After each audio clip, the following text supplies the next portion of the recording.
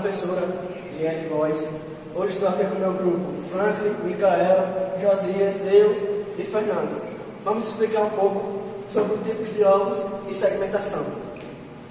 Vou começar com gametas. Gametas são células especiais que contêm metade dos números de cromossomos 23 presentes nas células de organismos ficam responsáveis pela transmissão dos genes de uma geração para os humanos. Os gametas são o ovócito secundário, os óvulos, gameta feminino, e o espermatozoide, gameta masculino. Josias vai entrar um pouco adentro sobre o assunto de gameta masculino e feminino. Bom, como o Cauã disse, vou entrar mais um pouco a fundo nos gametas masculinos e femininos. Os gametas masculinos é chamado de espermatozoide, no qual é uma célula reprodutora dotada pelo flagelo e ela é móvel.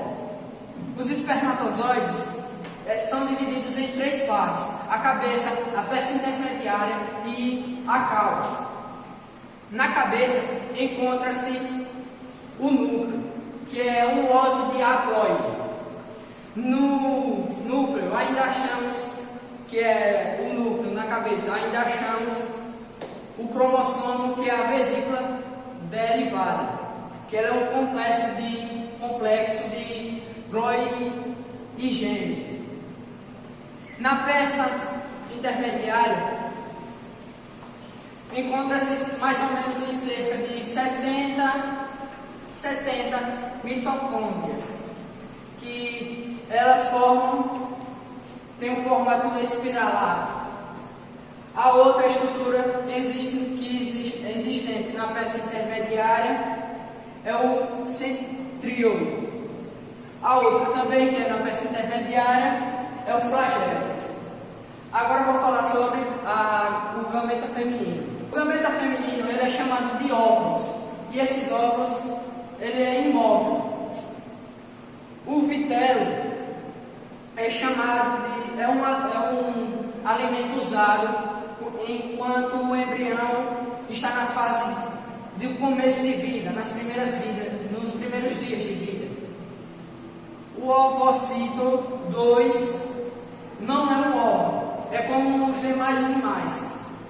Mitocôndrias são transferidas ao embrião. Células foliculares são denominadas como corona radiada. Zona pelúcida, ela é uma grossa camada gelatinosa. E o reconhecimento celular fica na fecundação dos animais. Agora eu vou deixar a outra parte com Franklin. Dando aí prosseguimento aí o que Josias havia dito sobre gametas masculinos e femininos, vou aqui falar sobre a fecundação. Esse nome dá ao processo, que dois gametas se unem, causando assim o embrião. Aqui temos fecundação interna, que é o processo da união entre os gametas femininos e masculinos dentro do organismo da fêmea, que tem muitas vantagens. Eu vou aqui falar duas delas.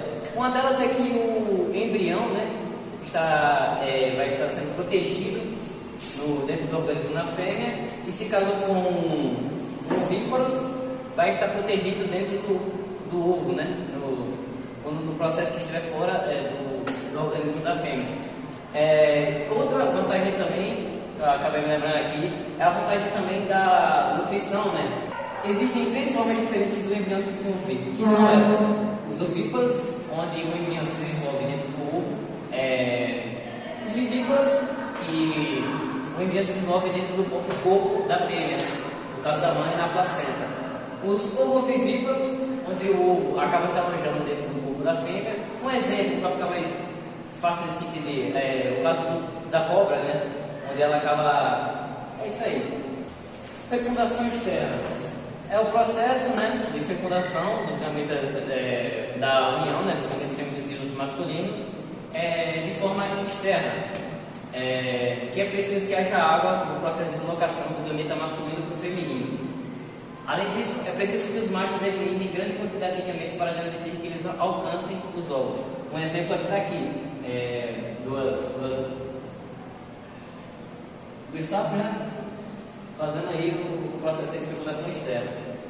Bom, falando aqui dos ovos, então vou falar agora dos alésticos.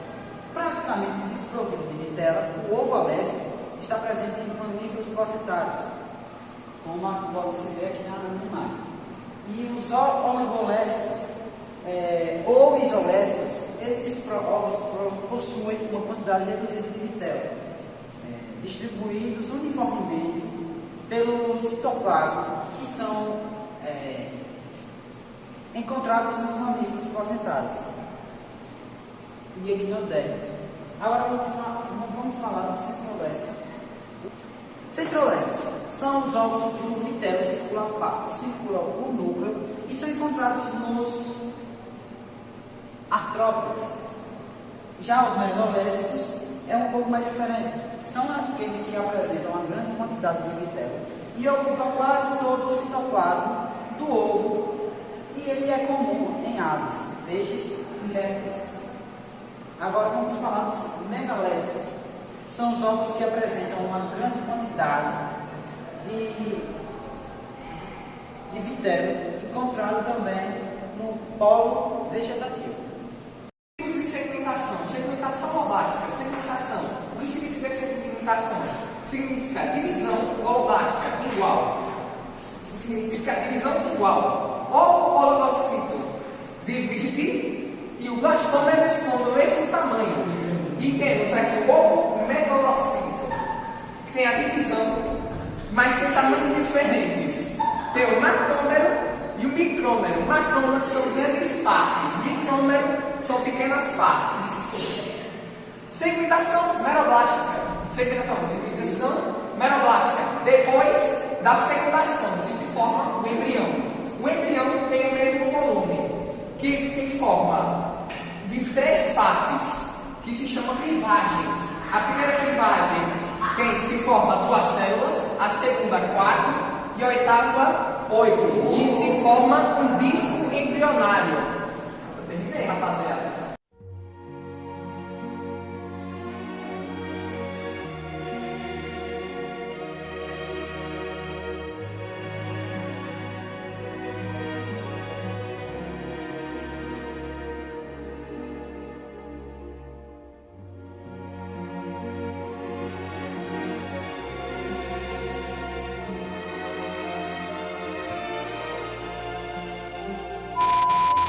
Mitocôndrias são apresentadas. Calma. Agora Na fêmea. Um exemplo, para ficar um pouco mais. Uma merda, bosta. animais. Mitocôndrias são apresentadas.